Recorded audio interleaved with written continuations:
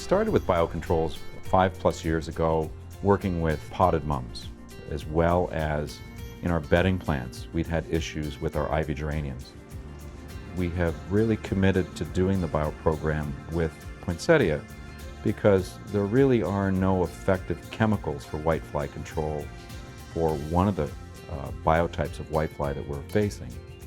We've had some failure and some success, so it seems that it's the right way to go to effectively control whitefly. The first time that we really put a biocontrol program in place was 2004 with our poinsettia crop. We had whitefly that we could not kill anymore with pesticides. They were completely resistant and we lost a large part of the crop. It was a very expensive situation. The owners, they gave me the opportunity to work a whole crop with biological control, and that was a big success. I think we had the cleanest poinsettia crop in the province of Ontario.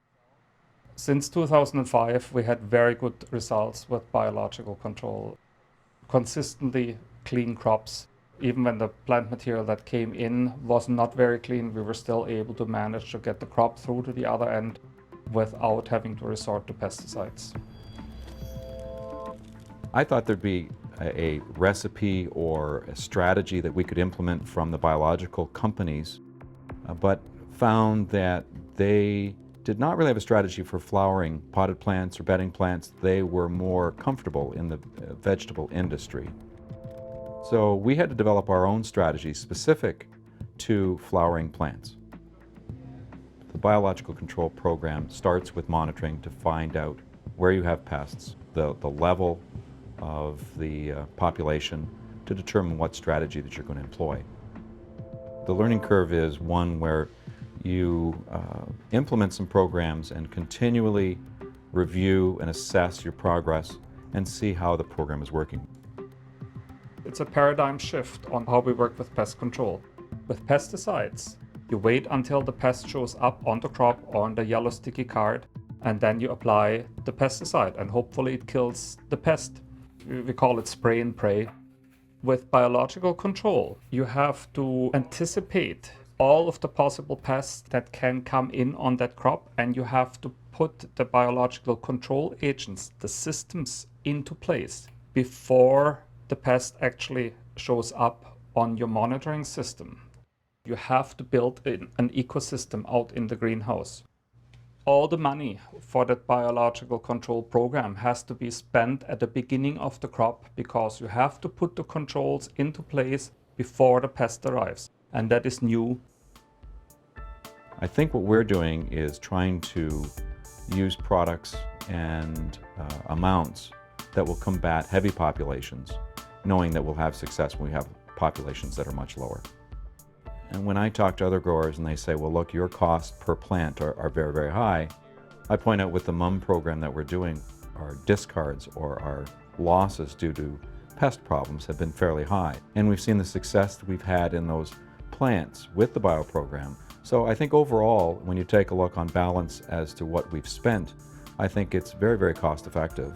And it is also very effective in eliminating those pests. In terms of cost, it's considerably less than we used to spend on pesticides, but that has shifted to the biocontrol agents. The most expensive part of pest control is the pest control that doesn't work. Towards the end of the crop, we'll take a look to see if there's a population of whitefly that we need to combat. If we do, there's an insecticide that we can use at that point that will allow us to clean up the crop. When you're running a biocontrol system, it does not mean that you're not spraying anymore.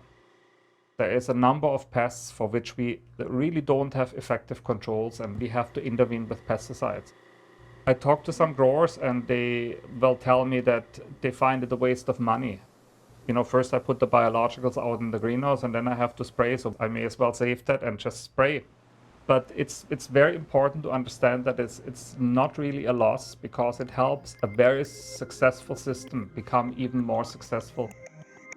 But you cannot go the other way around. You cannot rescue a crop where conventional pest control has failed with biological control agents. That doesn't work. You know, it's much easier to apply a bio than it is to put on a spray suit. Just about anybody can apply it. People don't need special training. They don't need to come in after hours. We don't have to close off greenhouses anymore.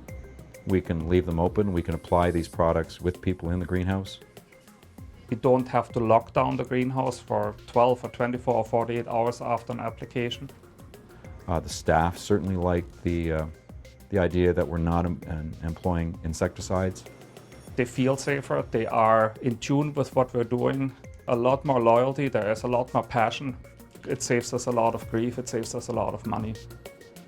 The plants, I think they seem to enjoy the bio program. The insecticides and fungicides that we're using are hard on plants. It's a learning curve, but we got to start somewhere.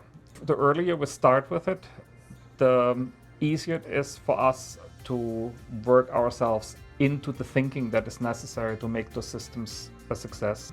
And I think that in the future it is basically a given. We are going to work with biological controls.